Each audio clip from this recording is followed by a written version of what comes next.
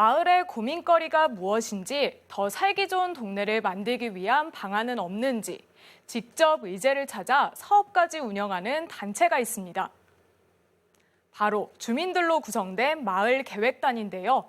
3년 넘게 활동하면서 어떤 성과를 냈는지, 앞으로 계획단 운영에 어떤 변화가 따르고 또 풀어야 할 과제는 없는지 기획 취재에서 짚어봅니다.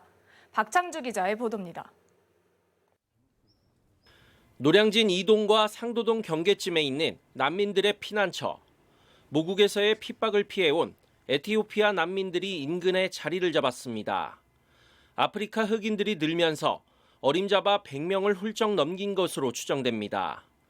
지역사회와 어떻게 조화를 이룰 것인지가 마을의 큰 고민거리. 해답은 간단했습니다. 주민이 먼저 나서 난민들의 손을 잡고 틀림이 아닌 다름을 받아들인 것.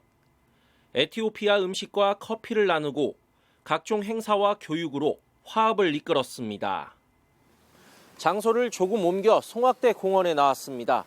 이곳은 멀리 나가지 못하는 노량진 일동 주민들의 캠핑 공간이 됐습니다. 각종 장비를 빌려주고 먹거리와 놀거리까지 갖춘 이른바 도심 속 마을 캠핑. 봄과 가을에 걸쳐 200명 넘는 가족들이 작은 공원에서 야영을 즐겼습니다. 난민을 위한 손길, 마을 캠핑을 향한 발길 모두 마을 계획단에서 출발했습니다.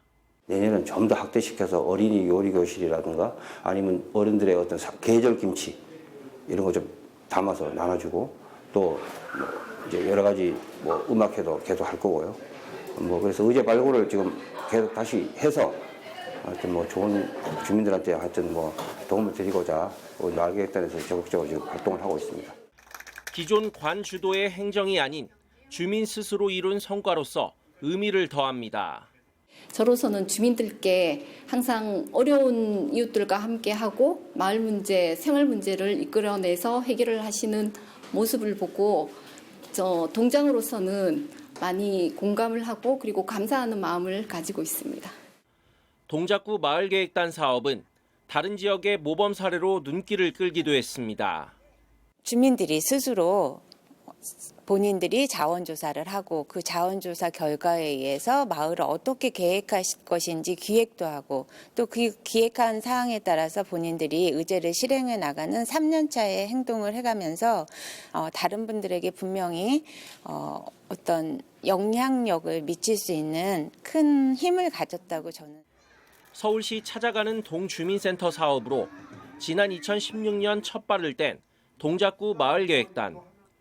시 예산으로 세개동에서 시작해 작년부터는 구 예산을 들여 7곳으로 넓혔습니다. 동별로 적게는 50명, 많게는 100명 넘는 주민들이 활동합니다. 올 한 해 7개 동에서 발굴한 의제만 260건이 넘습니다.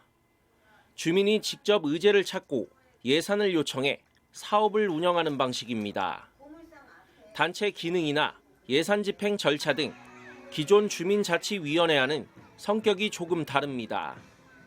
공모사업 중심의 주민자치위원회 등과 상승 효과를 내는 게 관건이기도 했습니다. 3년 남짓 순항을 이어가고 있지만 앞으로 넘어야 할 산이 남았습니다. 내년 모든 동에 확대되는 주민자치회로 오는 2021년 마을계획단이 합쳐집니다. 마을계획단과 주민자치위원회 등이 주민자치회 하나로 통합되는 것. 서로 다른 단체에서 모인 구성원들이 어떻게 조화를 이룰 것인지부터가 숙제입니다. 기존에 이제 마을 활동을 하고 계셨던 단체나 주민들하고 그런 화합이나 소통, 그분들하고의 친화 이런 부분에 조금 더 신경을 써서 마을계획단원들이 우리 동에 또 우리 동작구에 정책해서 마을 계획을 잘 이끌어갈 수 있게끔 융화시키는 게 가장 큰 관건이라고 생각합니다. 주민자치기구들이 통합되는 과정의 혼란은 피할 수 없는 시행착오. 중재를 이유로 관이 나서 행정 절차를 내세우는 걸 경계하는 의견이 나옵니다. 자칫 주민자치 역량을 떨어뜨릴 수 있다는 지적입니다. 주민자치가 아무리 좋아도 돈이 없으면 유명무실. 덩치 큰 주민자치회에서 사업을 하기 위해 예산 한계를 넘는 게 관건입니다. 활발한 주민 참여와 다양한 사업 추진을 위한 유인책도 필요합니다. 저녁이나 주말에도 운영한다든지 회의 수당을 지급하는 방안이 거론됩니다. 마을계획단 주민자치회 그리고 주민자치회가 통합되는 과정에서 불가피하게 혼란이 발생할 수밖에 없습니다. 이 문제를 해결하기 위해서는 행정의 프로세스에만 너무 집착하지 말고 주민들의 상황과 필요에 따라 유연하게 적용해야지만 더 많은 예산과 권한들이 부여가 돼야 될 것 같습니다. 이것을 위해서는 참여예산지 확대라든지 또는 직접 교부금 확대 등을 통해서 다양한 예산과 제도적 장치가 마련이 필요할 것 같고요.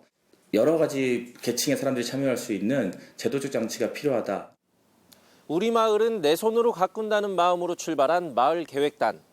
내후년 주민자치회와 통합된 이후에도 그동안 갈고 닦은 주민자치 역량을 꾸준히 발휘할 수 있을지 주목됩니다.